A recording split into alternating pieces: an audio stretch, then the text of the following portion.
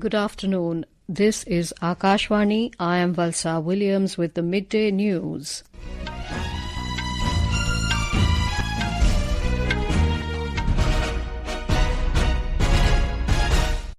The headlines: flood situation remains grim in Telangana, all efforts being made to restore normalcy in flood-affected regions in Andhra Pradesh. Prime Minister Narendra Modi to launch BJP's membership drive at party headquarters in New Delhi today. Enforcement Directorate arrests Aadmi Party MLA Amanatullah Khan in money laundering case. Thousands of people protest in Israel demanding Prime Minister Benjamin Netanyahu to negotiate ceasefire with Hamas. And in Paris Paralympics, Indian shuttler Thulasimathi Murugesan advances to final of women's SU5 badminton event, ensuring at least silver for the country. In Telangana, the flood situation remains grim in the worst affected districts like Khammam, Mehboobabaad and parts of Suryapet. The state government has stepped up relief measures following heavy rains in the state, which led to inundation of low-lying areas in several districts. At least 4 persons have lost their lives and about half a dozen people have been washed away.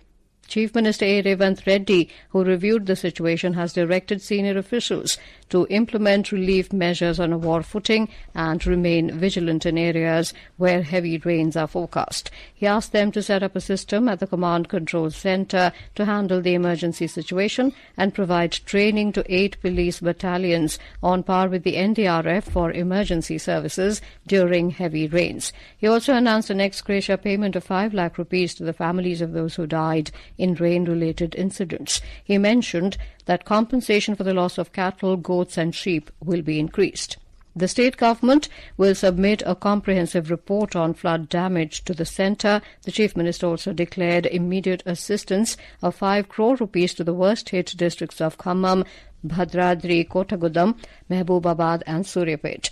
Mr. Reddy will be visiting the worst-affected districts, including Khammam. More from our correspondent. People in rain-affected areas of Telangana are still grappling with the situation, though there has been some let-up in the rains since this morning. Several villages remained inundated and several others marooned due to overflowing tanks, streams and rivulets. The South Central Railway has cancelled about 400 trains to different places from Secunderabad and other major junctions. Traffic on the Hyderabad-Vijayawada National Highway has been diverted due to rainwater overflowing on the road. Meanwhile, NDRF teams have carrying out the rescue operations in the rain-hit areas. Lakshmi, Akashvani News, Hyderabad.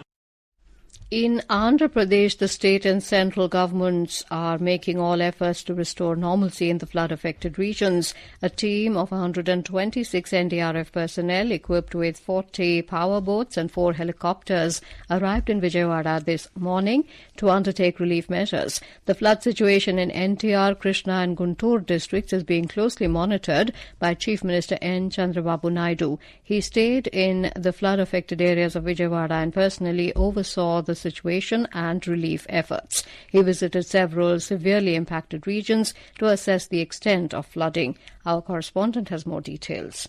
The arrival of the additional teams of NDRF, the rescue and rehabilitation measures have been expedited. Singhnagar, Ibrahimpatnam, Jupudi, Krishnalanka, Ferry and Mulapadu areas of NTR district remain severely affected. The Chief Minister, who is camped at Collectorate in Vijayawada, made 3 visits to the affected Singhnagar area in the last 12 hours, ensuring that the entire official machinery is pressed into evacuation and relief measures. The state government has tied up with Akshay Patra Foundation to provide 1 lakh cooked meals per day to the affected people. Close to 3 lakh food packets are being distributed using helicopters in the affected areas. The inflows into Prakasham Barrage in Vijayawada continues unabated, with the outflows clocked at 11 lakh cusecs. With the flooding of the Rayanapadu and Kondapalli railway stations, the railway traffic between Vijayawada and Hyderabad remains affected, with close to 140 trains cancelled and 97 trains diverted. Sri Sai for Akashvani News, Vijayawada.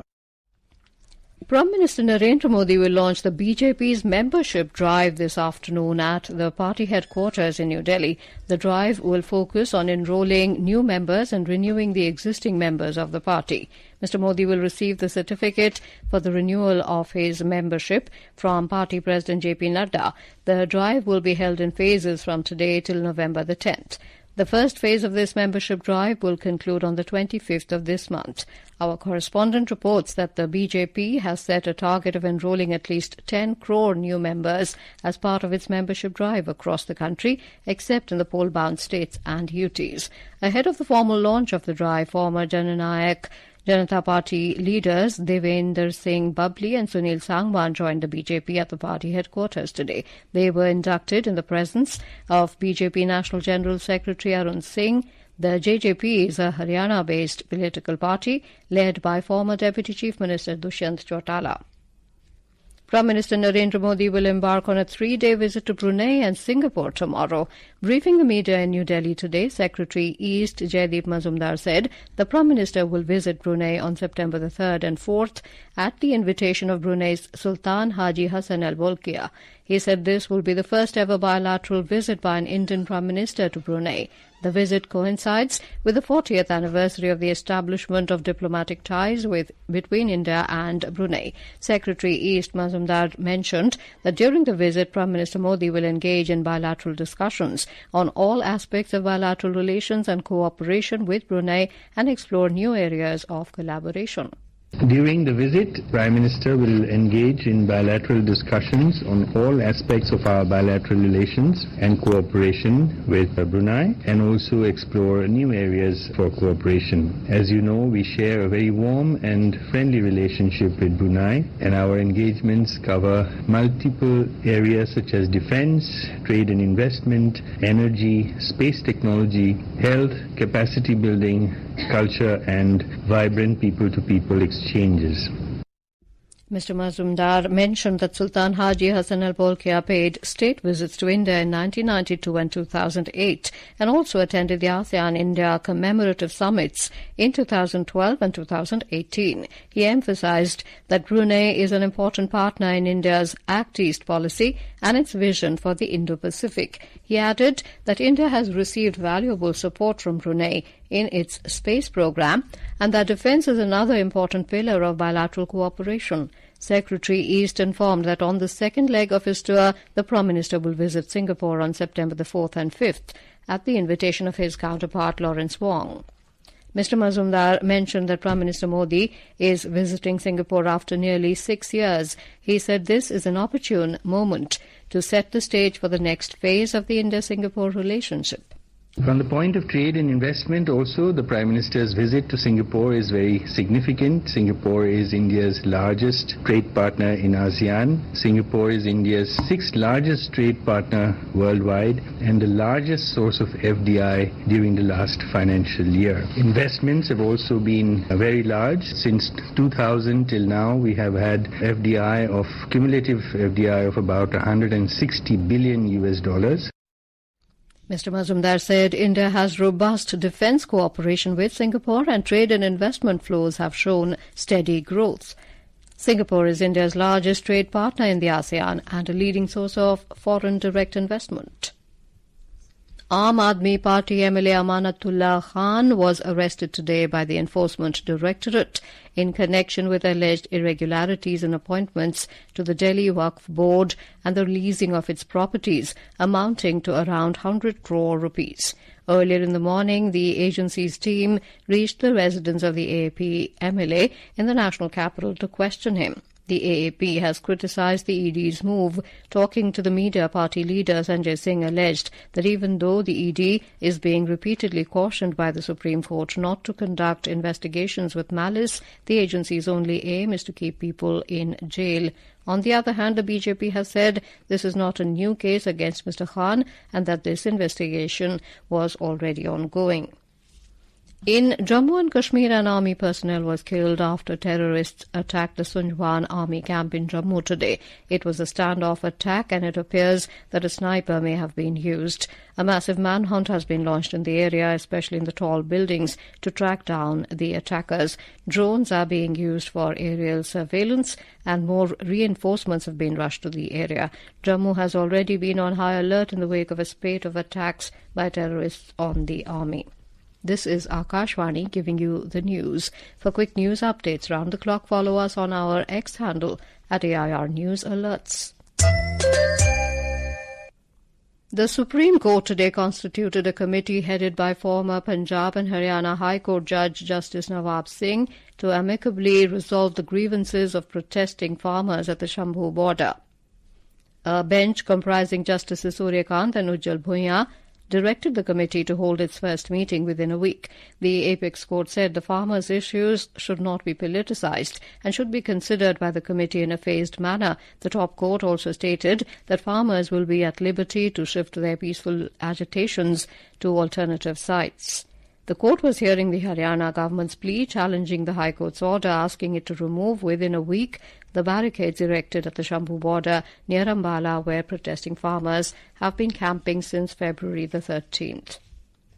Road Transport and Highways Minister Nitin Gadkari today said the biofuels sector has huge potential and will play a major role in India's agricultural and rural sector. Mr. Gadkari said India needs to reduce imports and increase exports to achieve the target of becoming the third largest economy in the world. He made these remarks while inaugurating the India Bioenergy and Tech Expo 2024 and the International Conference on Bioenergy and Technologies in New Delhi alongside Petroleum and Natural Gas Minister Hardeep Singh Puri. In Israel, thousands of people have been staging rallies and protests across the country since yesterday, demanding Prime Minister Benjamin Netanyahu to negotiate a ceasefire with Hamas to secure the return of hostages held in Gaza. The protests began in the morning after the Israel Defense Forces IDF announced the recovery of bodies of 6 hostages. The protests continued throughout the night. In Tel Aviv, a demonstration took place outside the Kiryat military base, the IDF's headquarters. Day 5 of the ongoing Paris Paralympics 2024 has begun on a positive note for India as the country's para shuttler Thulasimathi Murugesan assured one more medal. Murugesan reached the finals of women's singles SU5 badminton event, securing her place with a victory over compatriot Manisha Ramadas. The top seed from Tamil Nadu triumphed with scores of 23-21, 21-17 in the semi-final yesterday. After this win, Murugesan has guaranteed herself at least a silver medal. She will face China's Yang Xiu-Xia in the final. Following her semi-final defeat, Ramadas will compete for the bronze medal against Denmark's Catherine Rosengren. The SU5 category caters to athletes with impairments affecting the upper limbs, whether in the playing or non-playing hand. In archery, world number 1 para-archer Rakesh Kumar narrowly missed the bronze medal in the men's individual compound open. Despite starting with a perfect 30, he lost to China's He Chi Hao by just 1 point, 147 to 146. Famous football clubs Mohun Bagan Supergiant and East Bengal FC will clash in a promotional match at Lucknow this evening. All India Football Federation, in association with the Uttar Pradesh government, the UP Football Sangh and Krida Bharti, has organised the match to promote football in the state. This is for the first time the two historic rivals will clash in Lucknow. Chief Minister Yogi Adityanath is scheduled to watch the big match, which will kick off at 6:30 this evening. A report. A new chapter will be added to Lucknow's sporting history when the two Kolkata giants take the pitch at the KD Singh Babu Stadium this evening, and state government has made the entry free for football lovers. Mohun Bagan Supergiant and East Bengal FC have clashed against each other 340 times in 22 cities spread all over the country since their classical rivalry began in Kolkata in 1925, but never in Lucknow. Taking this opportunity, AIFF will initiate a plan to distribute around 1 lakh footballs in 75 districts of the state through Navodaya Vidyalaya in collaboration with the Ministry of Education, Government of India. Sushil Chandra Tiwari, Akashvani News, Lucknow. And now, before we end the bulletin, the headlines once again. Flood situation remains grim in Telangana. All efforts being made to restore normalcy in flood-affected regions in Andhra Pradesh. Prime Minister Narendra Modi to launch BJP's membership drive at party headquarters in New Delhi today. Enforcement Directorate arrests Aadmi Party MLA Amanatullah Khan in money laundering case. Thousands of people protest in Israel demanding Prime Minister Benjamin Netanyahu to negotiate ceasefire with Hamas. And in Paris Paralympics, Indian shuttler Thulasimathi Murugesan advances to final of women's SU5 badminton event, ensuring at least silver for the country. And with that, we end the midday news.